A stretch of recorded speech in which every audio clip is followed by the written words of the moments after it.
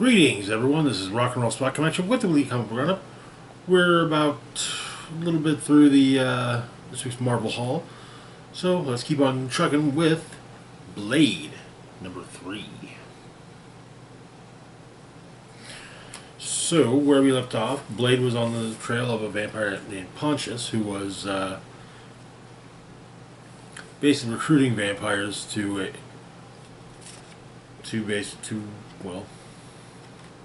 well, making vampires to recruit them to join his country, to make a vampire country of his own. Because to hell with Dracula's vampire nation. But he had Blade had met an ally in the form of a woman named Elena. And so the issue opens in a war-torn country. Woman's brought in, mangled and wounded, and doctor is treating her. Apparently she's lost a lot of blood, so he's preparing a transfusion for her. But the shards of glass are being removed from her body, and then she suddenly heals and spits up blood.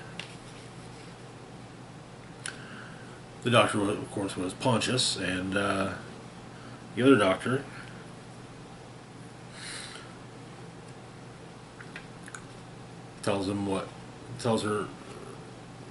asks what happened, and Pontius tells her. Basically, he saved her life with the second death. And the blood was, in fact, his blood, because the supply transport never made it. But he basically just wants, as he puts it, a nation of his own, the region of peace, space to pursue the power of magic itself, so the universe will fold to his will. Simple things, but the hospital's attacked by the opposing force, and the doctor goes out and is about to be at the very least killed, but the new vampire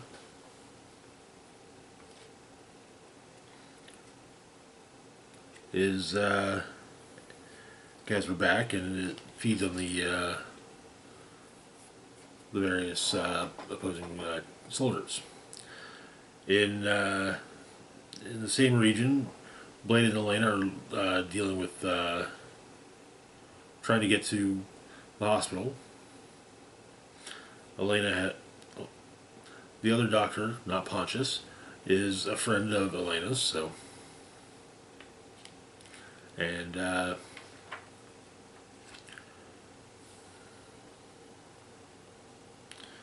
Blade deals with some of their pursuers, and Elena, as well as Elena.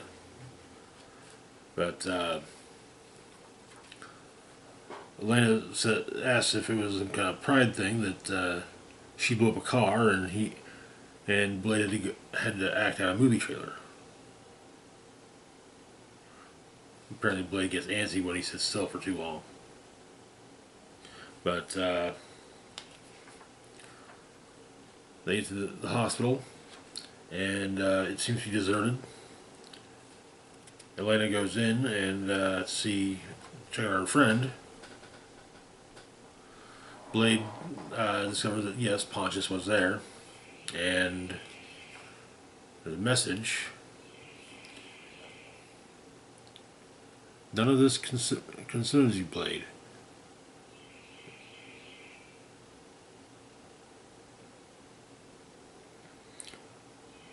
Follow the hunger and leave. And there's a mound of bodies in the hospital, including the other doctor, Elena's friend. But Blade's been trying to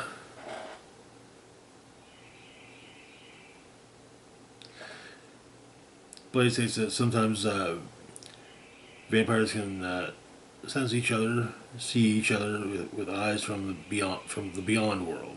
If he could explain it, he would. If he could stop it from happening, he would. But Blade mentions that lately he's been responsible for a lot of suffering.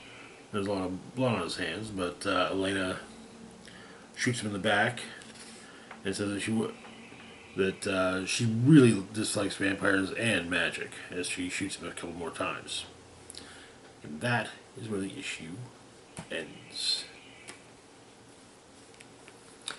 Way to make friends, Blade.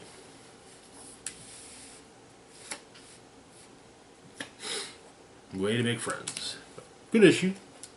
Good issue. Moving on, though, to our last book for the moment, we've got Moon Knight, Fist of Khonshu, number 3. Where we left off, Moon Knight was investigating, or was going after a drug kingpin by the name of Achilles Fairchild, who's trafficking in a drug referred to as glitter. It's basically fairy dust. And Moon Knight has revealed to Tigra that shortly before his death, he learned that Hank Pym, her ex-lover and the father of her child, isn't dead. At least it's not anymore.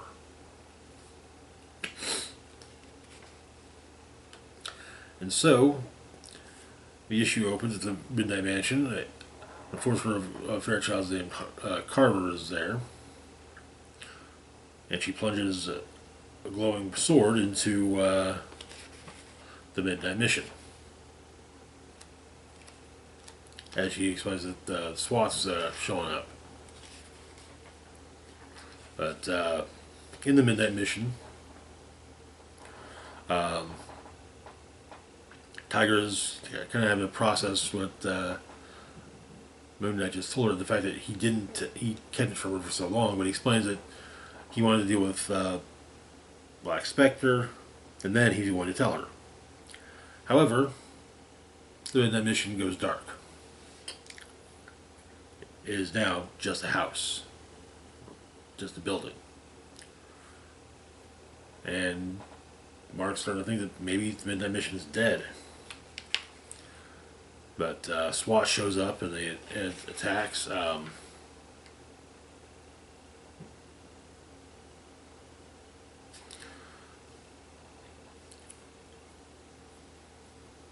Soldier, Tigra, Mark, and Reese are, as well as Hunter's Moon, deal with taking down the SWAT team, and 8-Ball as well. But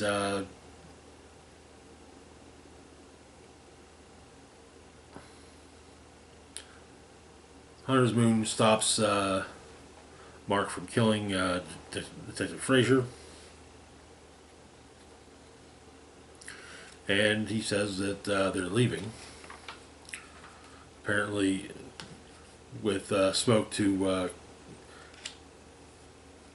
with Reese turning to mist to cover their escape.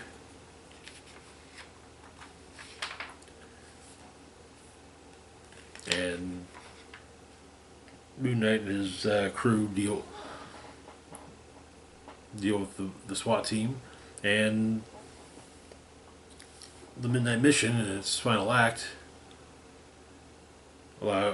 basically created a means of escape. And so Moon Knight and crew end up in a former in a decommissioned shield station that was being used by a crazy guy to kill people before he was tracked down, wanting to make himself stronger. Basically, from the 2014 Moon Knight #1. But And Soldier asks why Mark didn't use this place when Zodiac blew up the first Midnight Mission. He explains that he needed people to be able to find him so that he could help them. This is a place to be forgotten. This is a tomb, not a mission. But Mark also addresses everyone and says this is very bad. Fairchild's got the cops after them. Took the Midnight Mission away from us. Their teammate and their friend, which they always counted on for protection, chased them out of their own territory. And right now, all of them are fugitives from the law. Which, Moon Knight or 8-Ball says this is his fifth rodeo. Or Soldier says this is his fifth rodeo. 8-Ball gives him an elbow bump, saying, tell me about it. And Soldier doesn't want to be touched by 8-Ball.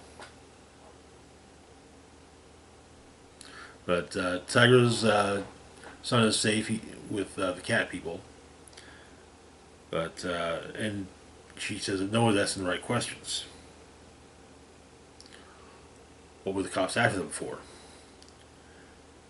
And Mark was wondering himself, which is why he was trying to get the TV monitor to work. Apparently, he's being accused of making and distributing glitter. And that everyone from the mission is to be considered armed and extremely dangerous. And that is where the issue ends. That's that was a hell of an issue. R.I.P. Midnight Mission. But anyways, that's it for now. As always, feel free to like, share, and subscribe. Links to my Facebook, Blue Sky, Instagram, Mastodon, Twitter, Patreon, and PayPal can be found in the description box down below. This is Rock and Roll Spock signing off saying, live long and rock hard.